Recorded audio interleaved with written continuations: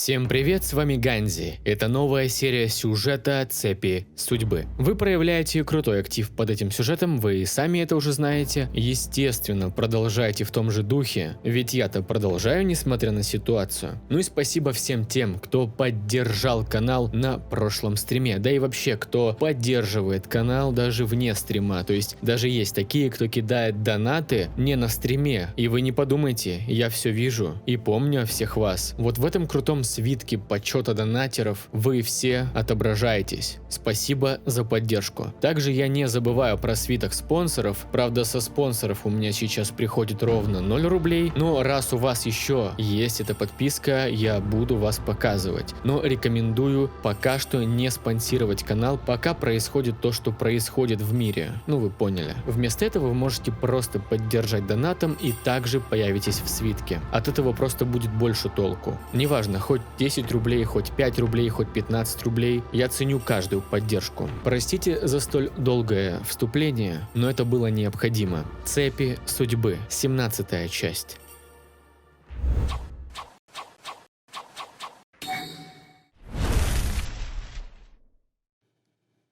Глава 17. Моя команда, моя семья. На водной глади плавало огромное множество шиноби камня. Над их телами уже вовсю кружили птицы, только и ждавшие своего заветного часа. Как только мы уйдем, наступит время кровавого пира. Я и Какаши искали важные сведения о погибших ниндзя. Рин и Минато-сенсей осматривали уцелевшие обозы на предмет полезных вещей. «Ребята!» – крикнул учитель. «Нам пора уходить. Думаю, этого хватит для удачного выполнения миссии». «Есть!» – ответили я и Какаши. Мы ловко запрыгнули на берег. Хоть не промолвили ни слова, но улыбки не сходили с наших лиц. Каждый понимал, что сегодня нам удалось показать, что значит командная работа. «Отлично! Никто не ранен?» – спросил сенсей, осматривая нас с ног до головы. «Обито шлепнулся с большой высоты», – сказал Какаши, пожимая плечами. «Но, думаю, пострадали только его штаны и задница». «Чего?» – завопил я. «Видел бы ты свое лицо», – усмехнулся он, делая выпученные глаза. «Было очень забавно». «Я уже скучаю по времени, когда ты молчал в тряпочку», – процедил я, надувшись. «Раньше ваши шутки были такие колкие, а теперь прямо услада для моих ушей», – проговорила Рин, обнимая нас обоих. «Как же я рада, что вы в порядке». «Ну, Рин», – краснее проговорил я. «Задушишь же», – также немного смущенно продолжил за меня Какаши. Так, наконец-то, начался наш путь домой. Двигались мы быстро, усталость, если такова и была, совсем не ощущалась. Каждый из нас мечтал поскорее вернуться в Коноху, особенно я. Перед глазами стоял образ бабушки, которая сидит за столом, держа в руках нашу семейную фотографию. Ее бедное сердце так страдает каждый раз, когда я ухожу. Мне терпится порадовать ее. Может, купить что-нибудь вкусное? Пока мы проходили через уже знакомую чащобу, Минато что-то сказал Какаши. Тот, понимающе кивнул. «Отдых, 5 минут», – скомандовал учитель. «Рин, слушай, можешь помочь мне набрать воды?» – проговорил Какаши, который не привык к столь неформальной обстановке. Рин с добротой посмотрела на него, затем слегка перевела взгляд на меня. Уверен, в ее памяти свежа моя ревность к нашему лучшему другу. Слегка подмигнув, я дал знать, что все хорошо. Она улыбнулась еще шире и потянула оторопевшего Какаши за собой, весело напевая мелодию. Уверен, что именно доброта и оптимизм Рин помогут Какаши быстрее привыкнуть к дружеским узам, что нам удалось выстроить. Она, как никто другой, умеет поддержать хороший настрой в команде. Я уселся на камень, обливая вспотевшее лицо остатком воды. В эту минуту Минато сел рядом. Немного помолчали, а затем он спросил: «Ты готов сказать?» «Да, тогда я готов выслушать. Не бойся, я помогу тебе всем, чем смогу, Обито». «Благодарю вас, учитель. Только выслушайте до конца, прежде чем в вашей голове созреет вопрос, хорошо?» «Понял.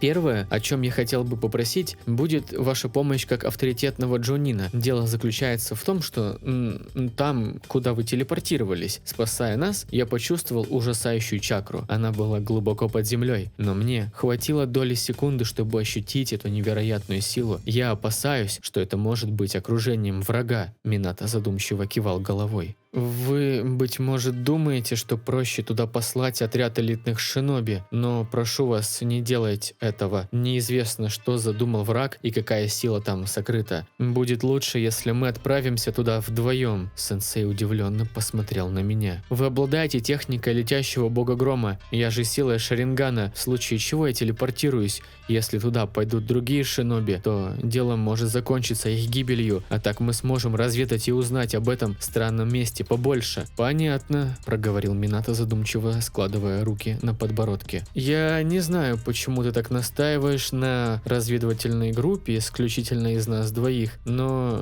я давно стал замечать, что твое чутье нас ни разу еще не подводило. Мне стало немного стыдно. По сути, он имел в виду, что очень часто я предугадывал события. Это естественно, ибо тогда я еще помнил о той своей жизни. Сейчас же я не договариваю сенсею, потому понимаю степень риска. Он бы ни за что не взял бы меня с собой, если бы узнал, что за враг нас ожидает. Хоть Мадара и стар, но даже так весьма опасен, а я обязан быть там и полностью оборвать этот страх перед ним, стереть его из истории в своей жизни. К тому же, Минато вывел меня из задумчивости. Я верю, что ты бы не стал просить меня о чем-то, если бы это не было важно, поэтому скажи, что требуется. В общем, можете добиться разрешения у третьего на эту вылазку, при этом утаив от него нашу цель. Утаить? Зачем? Сейчас в условиях войны шпионы могут быть повсюду. Будет лучше, если мы не скажем части правды, ведь если враг прознает о мощной чакре, то ринется искать ее с помощью сенсоров. Я не хочу стать причиной тому. Понимаю, это все запутано, но в целом я понял, к чему ты ведешь. Что же, постараюсь выполнить это в ближайшее время. Спасибо вам, проговорил я, кланяясь учителю. Да будет тебе, я ведь еще ничего не сделал. К тому же это не единственная просьба, так ведь? Я кивнул. В горле предательски встал комок, который не давал произнести ни слова. Я мычал что-то себе под нос, но прекрасно понимал несвязность своего бурчания. В этот миг сенсей положил мне руку на плечо, улыбнулся и сказал: «Обита, ты один из моих дорогих учеников, мой товарищ, моя семья. Понимаю, ты боишься, потому что видишь во мне желтую молнию Канохи, но забудь об этом, обратись ко мне, как к старшему брату, или как тебе удобнее». Уголки моего рта приподнялись в благодарной улыбке. Мягкий, уверенный голос учителя проникал в душу, успокаивая каждую ее частичку. Я выдохнул и в очень низком поклоне проговорил: «Минато-сенсей, научите меня своим запечатывающим техникам!» Я замер. Сердце бешено стучало, пот с горячего сменился холодным. Слегка приподняв голову, мне удалось увидеть довольно задумчивый взгляд Минато. Он всматривался вглубь меня, будто бы читал как книгу. «Научить? Да, я помню, что я интересовался этим. Ты ведь прочитал ту книгу, которую я и Кушина тебе подарили?» «Да». «Вот как. Тогда будь добр, ответь на один вопрос. Что именно ты преследуешь, желая получить эти знания? Думай как следует, Обита, это очень важно». Я занервничал. Было видно, что сенсей не шутит. От моего ответа зависит многое. В голове полная каша. Как объяснить все это? Я утерял большую часть воспоминаний. Вернее, они смешались с памятью других меня. Или нет? Черт. Сейчас я помню лишь то, что это очень важно. Я ведь должен кого-то спасти. Их. Точно. Легкое покалывание в висках сигнализировало о том, что я вновь уловил обрывок памяти. Вырвал его из тысяч других. Легкая струйка крови вновь пошла из носа. Минато обеспокоенно проговорил, вытирая ее: «Вот же, снова кровь. Тебе нужно срочно показаться врачу. Возможно, ты получил неслабую травму». «Нет, вовсе нет, я готов ответить вам». «А? Да, слушаю. Если вы станете моим наставником и позволите изучить техники, которые вам передал клан Узумаки, то я смогу стать на шаг ближе к цели своей жизни. Правда? И какой же? Стать защитником моего дома, моей семьи, любимых мне людей. Вы невероятно сильны. Хоть у вас нет Шарингана или Бьякугана, для вас это не важно. Сила, что внутри вас, иная. Сенсей, каждый раз ваши техники становятся все лучше. Третий сказал, что многие знания клана Узумаки или утеряны, или уничтожены, но вы все равно продолжаете хранить и защищать их, использовать во благо. Вы ведь хотите стать Хокаге? Да, рад, что ты это помнишь. Не просто помню, я тоже стремлюсь к этому, и однажды я превзойду вас». Минато улыбнулся, казалось, что ему знакомы эти слова. Но только когда стану достаточно сильным, пройду этот путь и осознаю истины, что поняли и придерживаетесь именно вы. Только тогда я смогу сменить вас. Поэтому я прошу, поделитесь мудростью, возьмите меня в ученики». Минато обомлел, его губы беспорядочно пытались что-то произнести. Он неловко почесал затылок, затем выдохнул и сказал: «Я ошибался в тебе, Обита». «А? Я что, так плох?» – запаниковал я. «Вовсе нет. Я думал, что ты импульсивный паренек, который с жаром бросается в самые невыполнимые задания, но не думает о последствиях своих действий. Я ошибался. Когда-то давно что-то подобное я сказал своему сенсею Джирайи. Он довольно азартный. И пошутил тогда, что я ничего не добьюсь, коли буду такой скучной тихоней. Поэтому он отправился со мной к Узумаки, где я обучался тому, что сейчас знаю. Тогда он поверил в меня, дал силы, чтобы я мог прорваться через самые невыносимые испытания на пути к своей мечте. Я никогда этого не забуду, и теперь я не поступлю по-другому и помогу тебе превзойти меня, Обита, чтобы однажды с гордостью мог передать тебе ответственность за Коноху. Ну, если мы оба станем Хокаге». Минато засмеялся, я подпрыгнул от радости. В эту минуту меня охватила невероятная детская эйфория. Даже понимая, что выгляжу глупо, просто не мог остановиться. «Его что, пчела ужалила? Жаль, пропустил», – проговорил Какаши, ставя фляги на землю. «Какаши? И я... По-моему, он просто очень чему-то рад. Уж я-то знаю», – проговорила Рин, хитро щурясь и складывая руки за спиной. «Значит, все-таки приложился головой, пока падал», – задумчиво заключил Какаши. «Хватит портить моменты, дурак Какаши!» – взвыл я, совершенно не в силах парировать его остроты. «Я же не хочу, чтобы ты радовался чрезмерно рано. Вот, будь уверен, я напишу о тебе плохой отзыв в рапорте». Только попробуй». «А вот и сделаю. Знаешь, тебе дадут кличку Хреновый Джонин Какаши». «А ну иди сюда, тупобита». «Ну все, я точно надаю тебе!» – вскрикнул я, начиная бороться с Какаши. Минато-сенсей устало протер глаза. «Снова они за старое». «Вовсе нет, сенсей, это нечто новое. Рассвет их настоящей дружбы наступил именно сейчас». Думаю, ты права». «Ребята, вам бы лишь бы дурачиться», – весело проговорила Рин, разнимая нашу дружескую стычку. Она повернулась и широко улыбнулась сенсею, показывая свою искреннюю радость. Тот кивнул, понимая, что она имела в виду, а затем подошел к нам и обнял всех разом.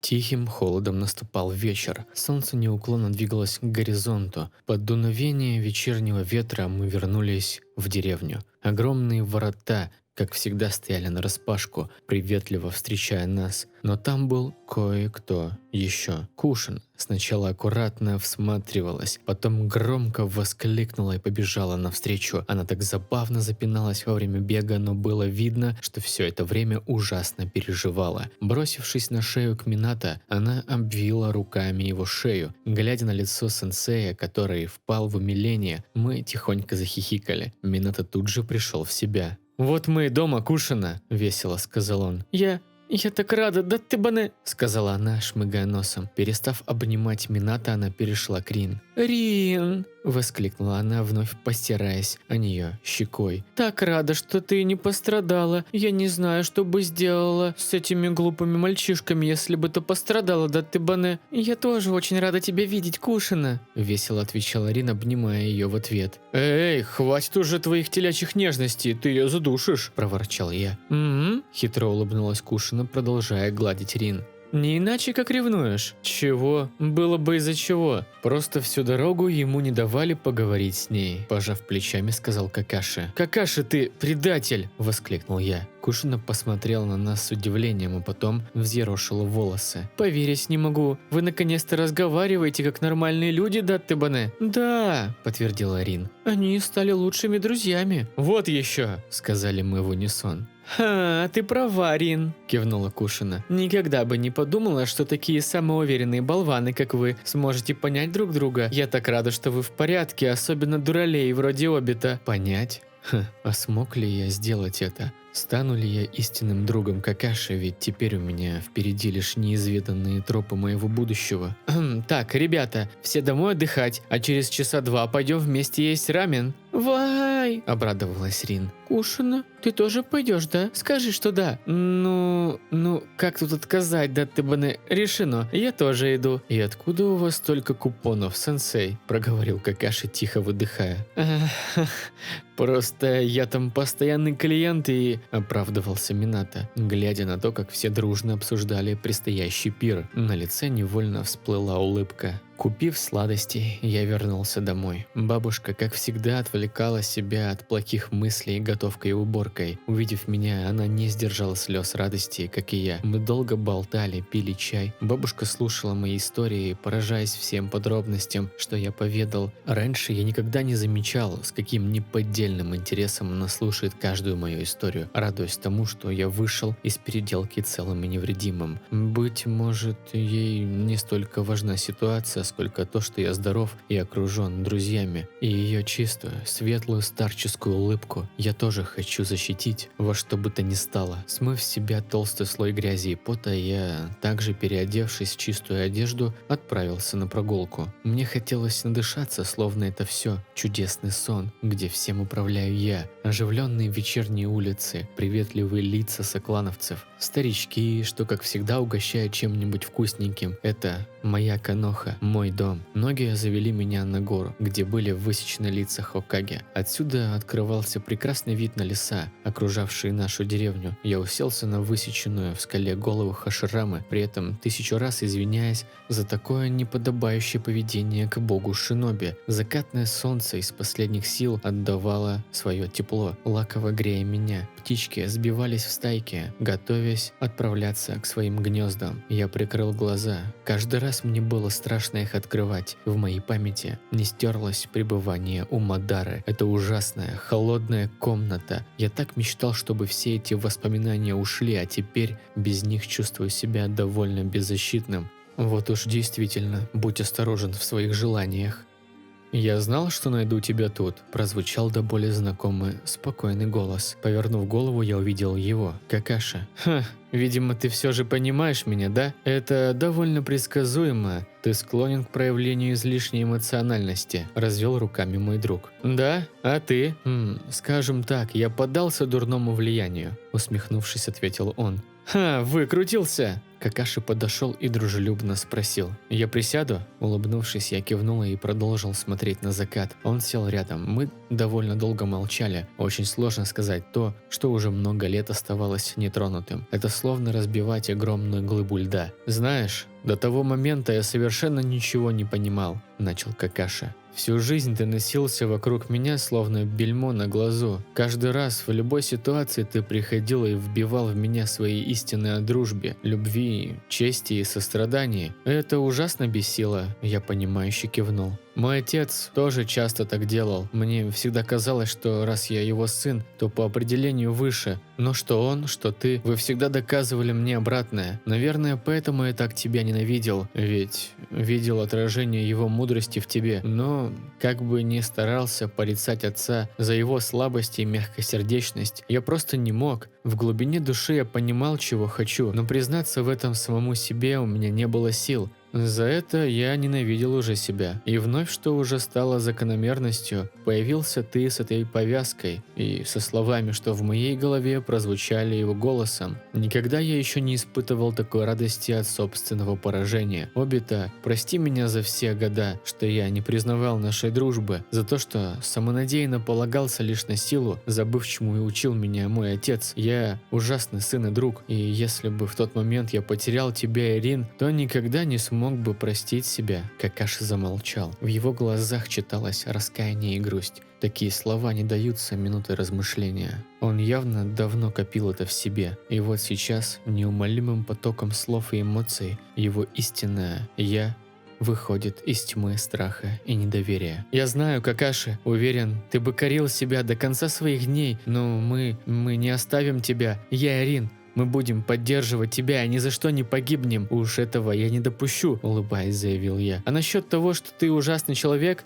то это да. Ты просто был холодным, горделивым индюком. Сколько лет я выслушивал от тебя тычки, так бы и врезал тебе, придурок. Все ругательные слова я говорил почти смеясь. Глаза Какаши округлились от такого рода правды. Что, все так плохо было? Так ты еще и не понимал этого? О боги, он безнадежен. Я старался быть мягче. В каком это месте, черт тебя дери? Ну, вот, за такой вопиющий косяк тебе придется быть хорошим другом всю жизнь. Нет, 2 жизни, воскликнул я. Терпеть тебя 2 жизни? Это слишком жестко, отрицательно покачал головой Какаши. Я хотел побить его, ибо сам терплю этого зазнайку 2-ю жизнь подряд, но вместо этого лишь легонько ударил по плечу. Мы вновь промолчали. Какаши достал клинок отца, покрутил его в руках и тихо спросил: «Ты ведь видел его в последние минуты жизни, да?» Я выдохнул. В душе были противоречия, но я хочу, чтобы он знал, кем был Сакума Хатаки на самом деле. «Ты точно хочешь знать правду?» «Да». «Хорошо, только пообещай мне кое-что». Какаши промолчал, затем повернул голову ко мне и кивнул. «Что ты не станешь мстить? Я обещаю». «Хорошо, тогда слушай». Так я рассказал все от начала и до конца. Какаши слушал, повесив голову. Больше всего он хотел, чтобы ты нашел свой путь. Он был готов пожертвовать всем ради твоего будущего. Вот как твой Шаринган, он пробудился в тот момент. Для меня твой отец тоже стал очень близким человеком. Его безразличная доброта и мудрость помогли мне пережить самые темные моменты в те дни. Я безмерно уважал его за то, что он относился ко мне с заботой и всегда улыбался, но я не смог оправдать его ожиданий, как я уже говорил.